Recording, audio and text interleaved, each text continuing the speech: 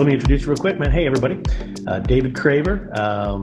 Again, good friend for a long time, amazing songwriter, singer-songwriter in his own right, owns several businesses, and I'll let him share more about them, but he's been helping songwriters really all over the country, all over the world for years.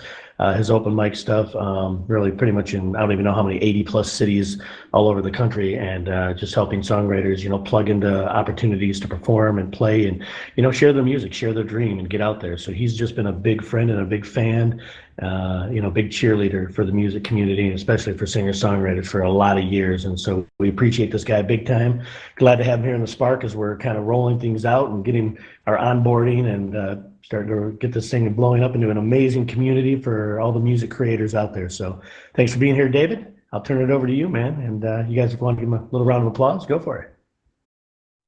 Thank you, Will. I do appreciate you, and I appreciate the Spark and what y'all are doing. It's fantastic. So, hello, everybody. My name is Dave Craver.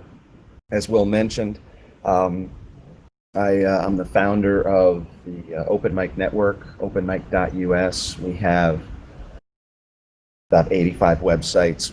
We promote anybody's open mic for free on our sites. And then we have an upgraded program where people can pay us a little bit each week, and then we'll actually do a proactive email inviting people to come out and play. And we have 150,000 active musician hobbyists that like to go to open mics on our email list. So that combined with some email combined with Facebook events, that sort of thing, all pushes a lot of people through the door. And it's just real good for music in general to get people off the couch and performing in front of other folks. It energizes them, and it's a lot of fun. I've been running an open mic myself for 16 years at the same place on Wednesday night, just north of Atlanta, Johns Creek. And I love it every week. We have the regulars, and then we always have new people come in, and it's just this great fresh mix of old and new, and it's just a hoot. It's a great way to spend a Wednesday night. So I did that. I collect houses. I'm a real estate investor, like Will. Boring side of my life, but pays for the music. And I am a performer. So I started out as an open mic performer, and then I made the transition to professional, and I made every mistake there was to be made. I ran into every wall that was thrown up, and once I popped out the other side and felt comfortable, I started having people ask me, "Hey, you did this. Can you help me out? Can you tell me some tips to make the journey smoother?" And after enough people ask me that, because I'm in the open mic world and a lot of amateurs and people are very good, but they don't have the experience and they do want to get out and perform, they're asking me the same question. So I broke down and wrote a book about it, and it's called Make Music, Make Money. As you can see here on our presentation screen, that is our title, and that is me. I'm an acoustic classic rock cover guy. So people say, what songs do you play? It's like, well, Brown Eyed Margarita, right? So the two most requested songs, Brown Eyed Girl, Margaritaville, and I'm the guy in the corner, and you walk up and treat me like a jukebox, and I'd be glad to play songs for you. I play these songs in bars and restaurants, country clubs all over the Atlanta area, and private parties. And then I've been lucky enough to crack into playing at resorts in the Caribbean for the last 8 or so years. I'm kind of bummed this year they invited me to come back to Turks and Caicos, but my wife and I decided that it was probably a bad idea to go and commingle and be in a super social atmosphere in the middle of the pandemic. So we're going to skip this year and hopefully pick it up next year. But that's it's definitely one of the best gigs ever. I work, when I'm there, I work 1 hour a day. I have sound guys that come up and plug everything in for me. I walk up with my guitar, plug in, play for exactly an hour. They say, "That's it. Thank you very much. We'll see you tomorrow at 5." And I do that 6 days a week. Saturday off. So that's a 6-hour work week, and I get to stay for free at the #1 beach in the world. So it's not so bad. Um, People hear that and they're like, "What? How do you do that?" So, well, stay close. I'll show you how to do it. So, my book, as I mentioned, is called Make Music, Make Money, and it is available for free for your download, and it is available at my on my website. And I will just go ahead and pop that into the chat, the public chat here. So it'll be https://performerpro.net. There you go. So anybody that wants to go and grab that for free, you can do that, and it's on a site, Performer Pro. That's Performer Pro is actually a master class on this very topic, and so lots of folks have downloaded. Thousands of people have downloaded the book for free and digested it and gone out and I suppose done their version of successfully transitioning, being professional, and that's fine, and I love it. But there are those folks that would rather have more of a coach, somebody that they can bounce stuff off of, ask questions, and that's what the course is for. So that's the Performer Pro. So when, as I mentioned, this book and this class is designed to help make the transition from amateur to professional. And so when you say, start with, like, what is a professional? Well, if you are going to go somewhere and perform and you're going to get paid to do that, you are now a professional. So it can be entry level or it can be Van Halen. You're both professionals. You're both getting paid. So what we want to do is get people comfortable with the fact that I'm going to present myself, and I'm going to tell a venue owner, bar owner, that I'm what they're looking for. I'm going to come in, I'm going to entertain the people that are here, and even more important, I'm going to bring a whole bunch of folks with me, and we're going to fill this place up. You're going to sell a lot of beer and make a lot of money. I'm that guy. So at the end of the day, how do you go from not knowing how to do that to knowing how to do that? And it's by building confidence in each component, each step of the way. So I'll just run down here through the index of the book. Chapter 1 is a professional standard. So this is, you have to look at what you're doing now. You've been playing music and having fun with it forever, and you stop in the middle of the song and you get another beer and you yell out to your friends. All that's gone.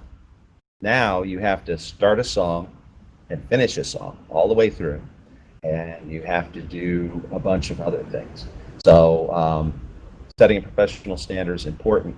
You got to get your head on straight. You got to think about this as something. Somebody's going to pay you to do this, so you have to over deliver for that person.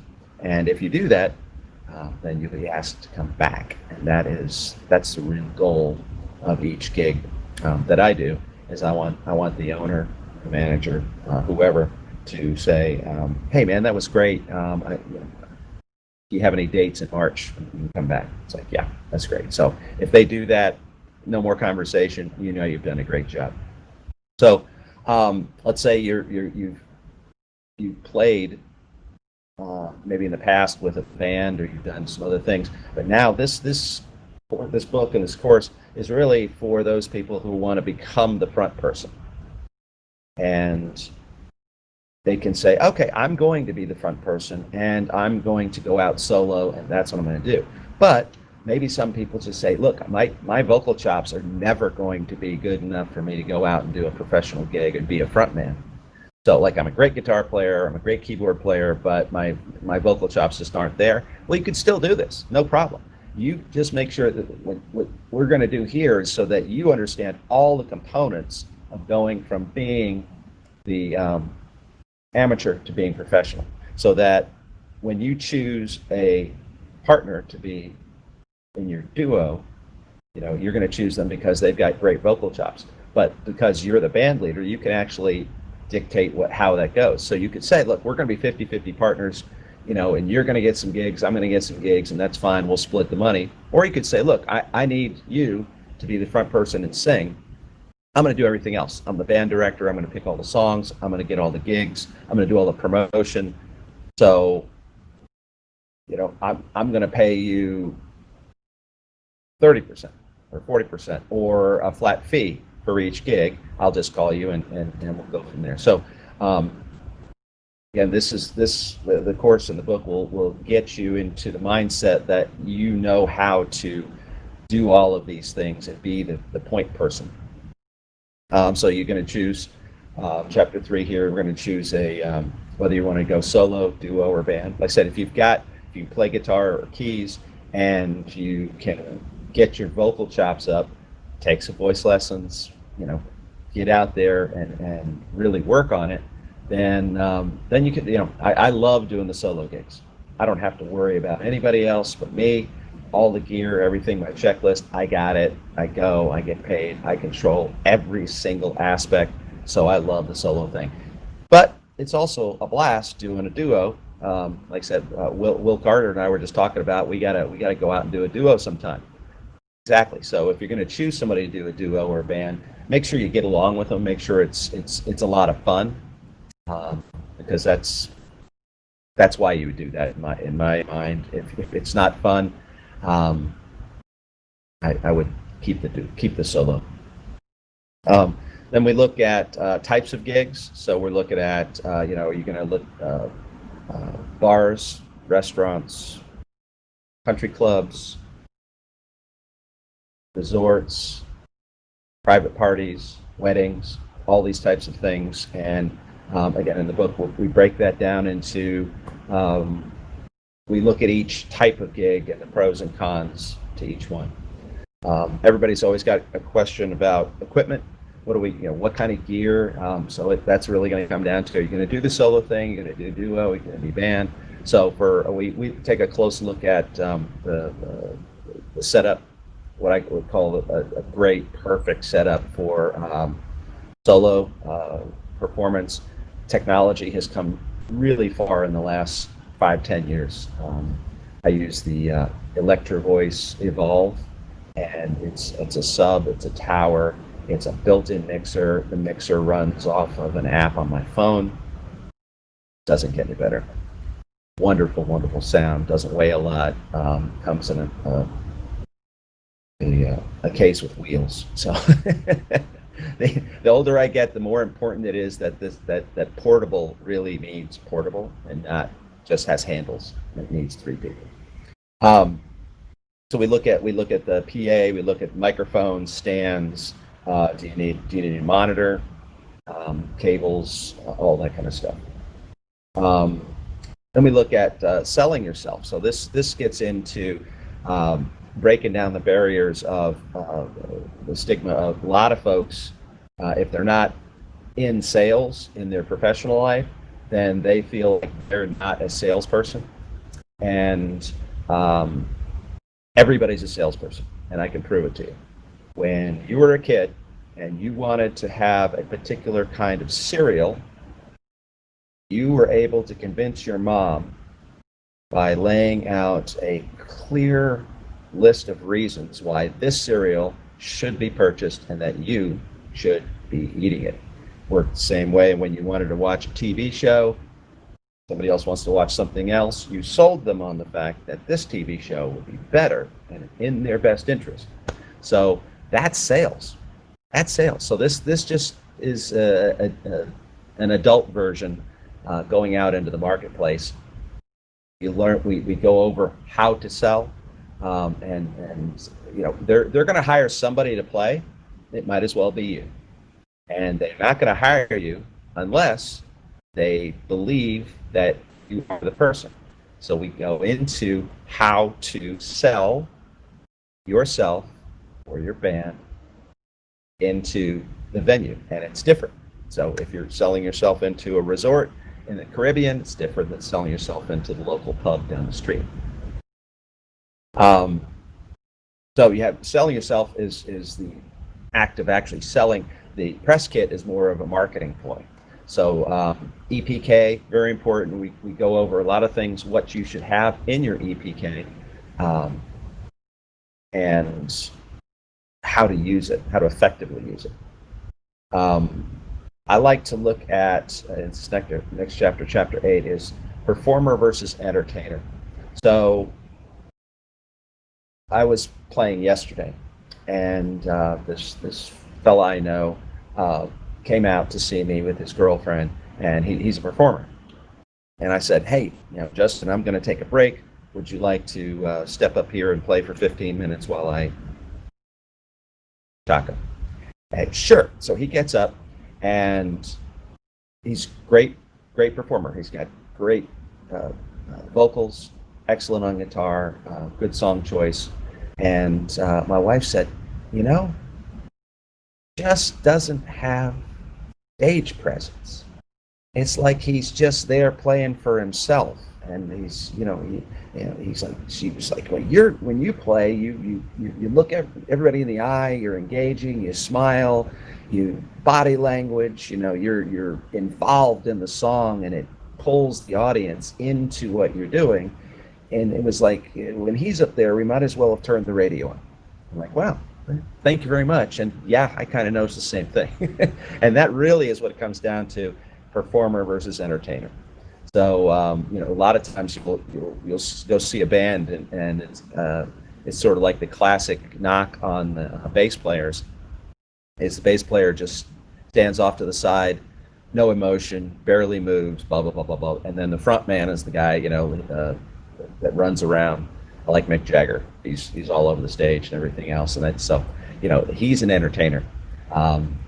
So you look at that, and a lot of people aren't comfortable doing that, but that's something that needs to be addressed and worked on, so that you can become that entertainer. And once you become a great performer and an entertainer at the same time, you're going to see that the gigs you get better, the pay you get better, the tips you get are better, and the more fun you're going to have, and the more satisfaction you're going to have when you come off stage and says, I think I really did a good job.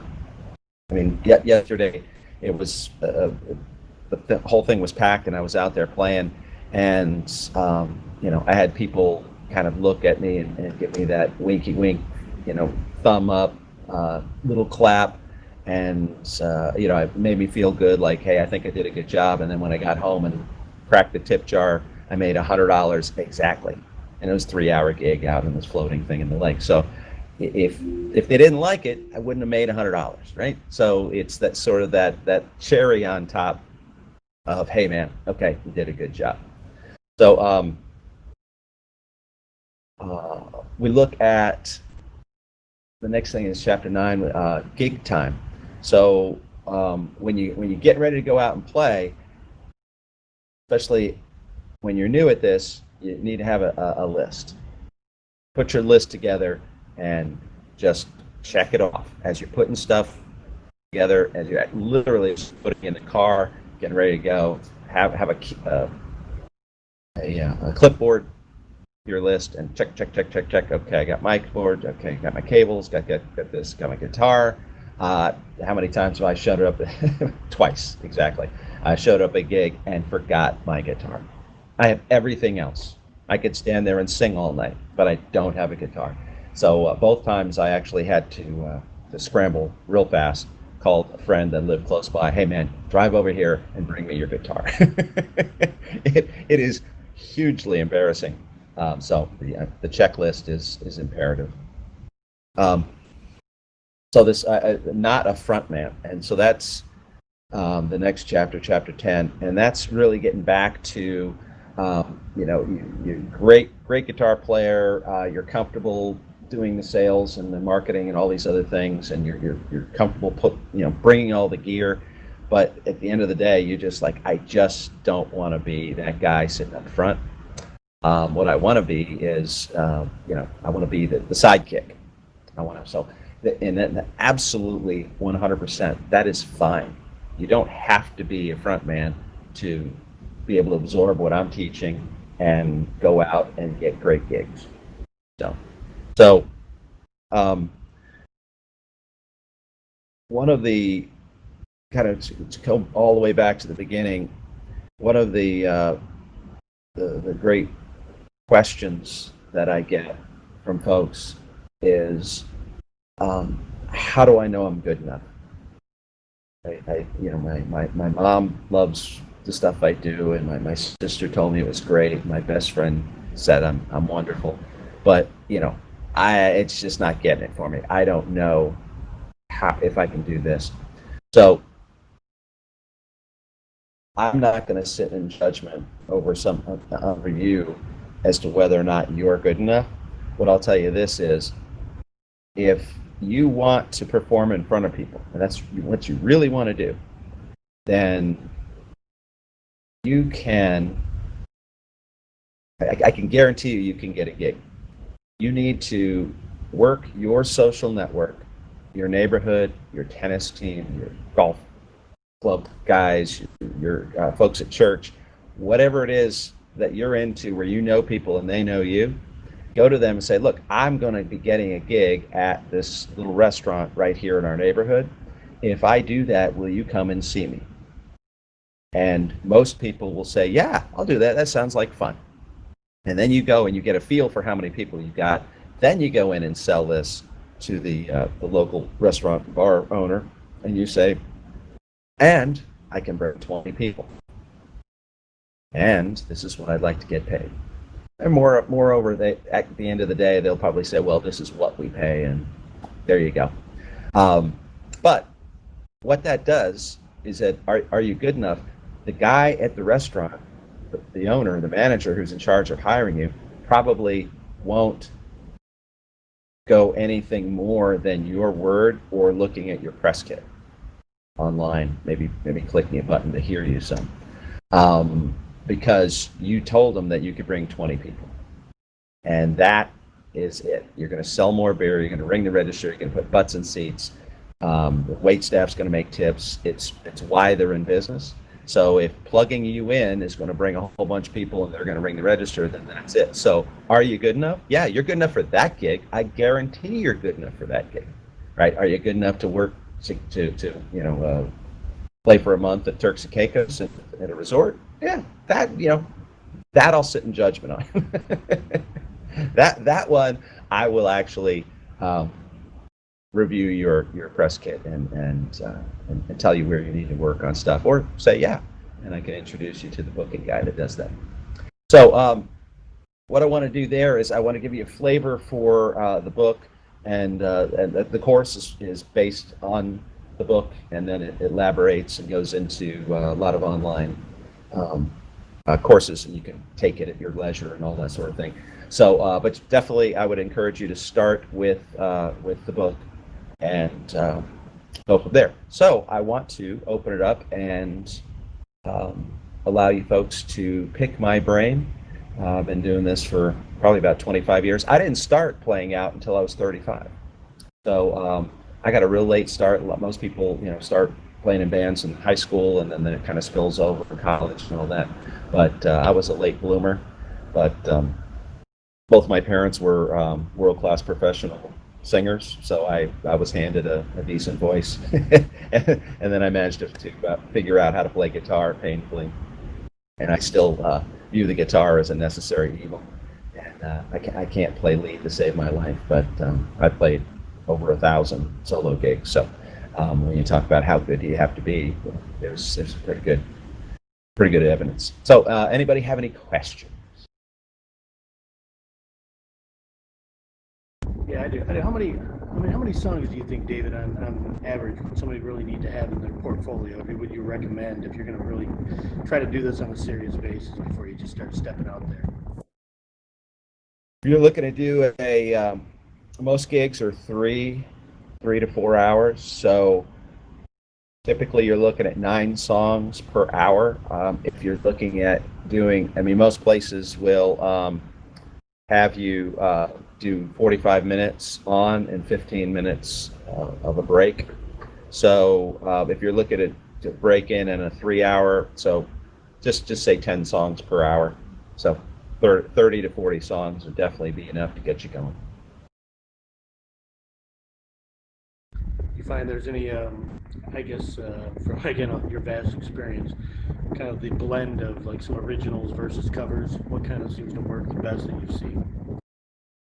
Absolutely. One of my golden rules is always start with a cover and not a B-side. Start with a very popular cover song. Um, Play typically in a bar cover gig situation. I would say 70-30 or 80-20 covers to originals. I have seen guys that are just phenomenal original performers. They use loopers. They're extremely entertaining, and they end up playing probably 50% originals. But it's really few and far between. I think what most venues are looking for is to keep the people entertained and smiling, and that's usually done by playing songs that they can sing along with. Awesome, thanks. So does anybody here do you play out professionally?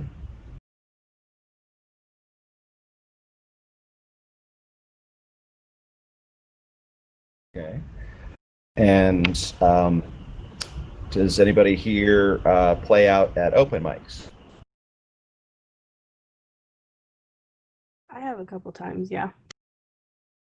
Um, One of the things that I will say about open mics is number one, it's a fantastic way to get stage time, and having stage time is really the only way to get truly comfortable with being on stage and working on that stage presence, working on your delivery, working on just feeling comfortable is it's so important. Also, a great way to get gigs is once you've got your chops down and you're out looking for gigs, you can contact the host in advance. And let's say if you're in Nashville, you can go to openmicnashville.com. There's all the information, the host contact information, everything. So you can say, drop them a note. Hey, I'd like to audition for a paid gig. Can I do that at your open mic? Start that conversation. You're going to find there's a huge number of venues. If they have a music open mic, then they're probably doing live music, either solo, duo, band on the weekends, and they probably love using the open mic as the platform to get to screen and audition. So it's wonderful. You don't have to bring out all of the equipment, but you get to show up with your guitar and play. Even if you want to audition for a band, and maybe it's just you, or maybe you and one other member of your band can go.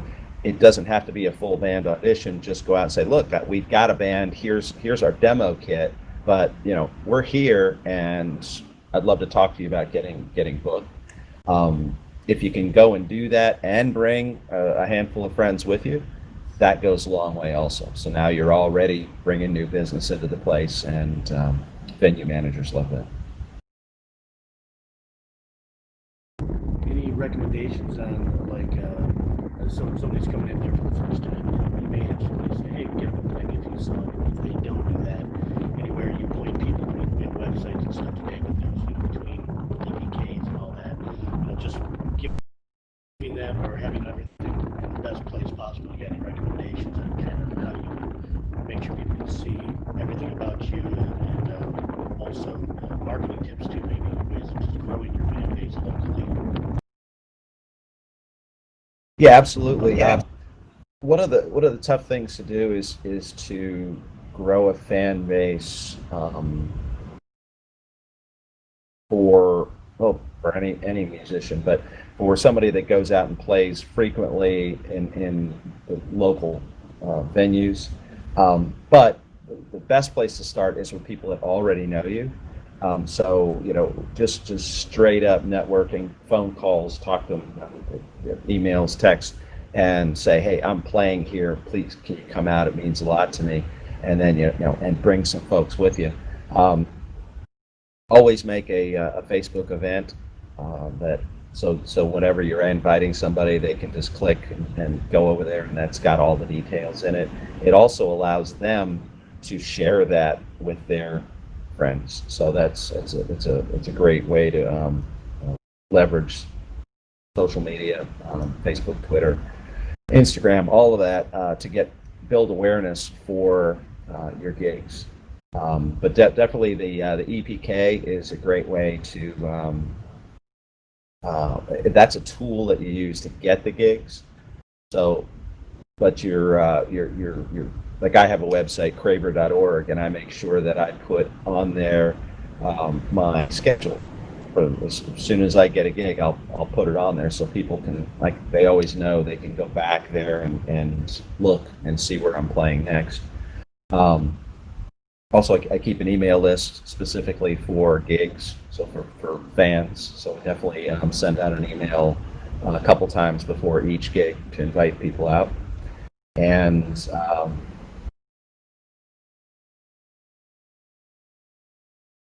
that's pretty much what I do to promote the gigs. This was thinking about the website. Another good use of the website is to have your song list there. So one of the tips I give folks is always give the audience a list of songs that you know. It does a number of things. Number one, it gives them a way to instantly be engaged. So I'll say, okay, hey folks, if you want to request songs, absolutely do that. Go to craver.org on your phone and click on view song list. It links through a PDF online.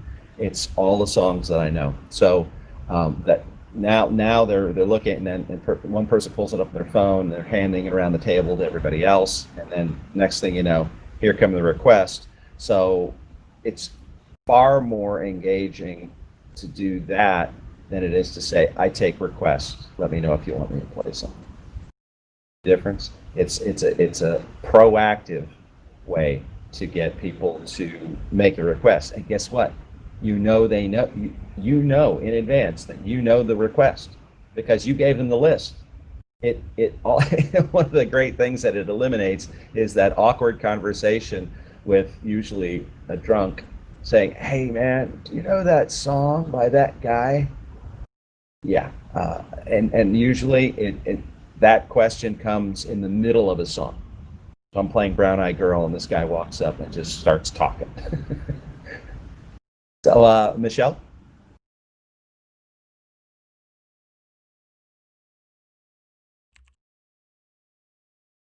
She popped up in the text or the chat. Okay, let's see. Might have a mic thing going on. Pull that up too.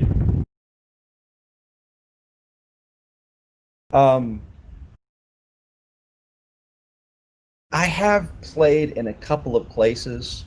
I'm 59 now, so I have played in a couple of places where it was the audience was really skewing younger, and it did create a bit of a gap between the songs that I know and the songs that they know.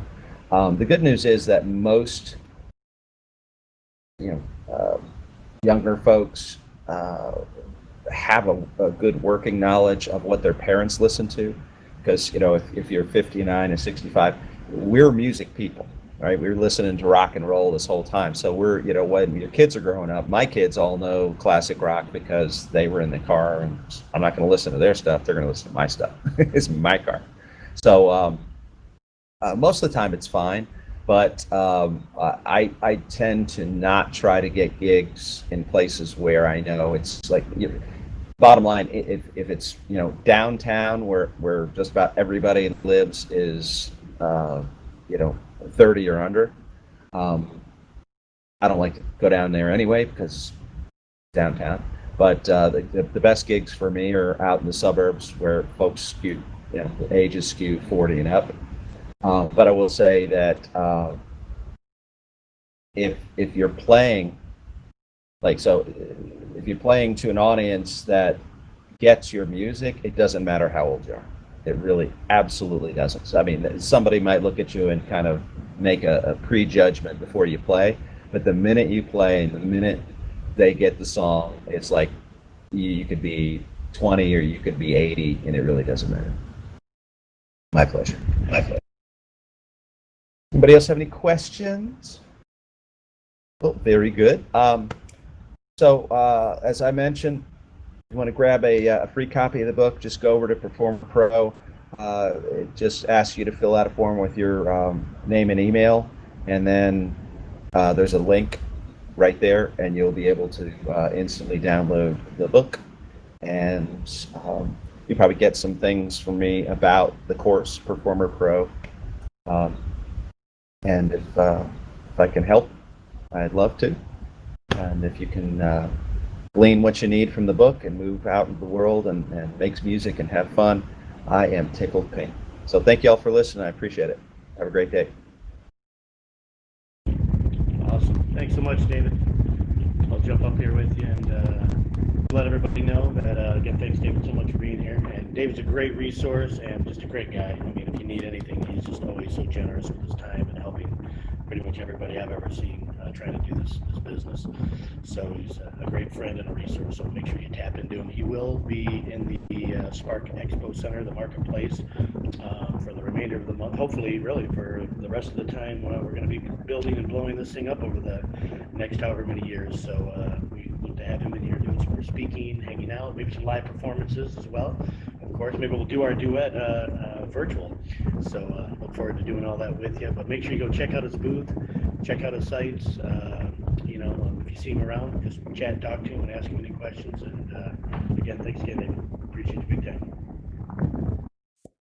Always fun, Will. Thanks so much. See you out there. Bye-bye. Thanks, guys. Have a Merci great day. beaucoup. Merci beaucoup.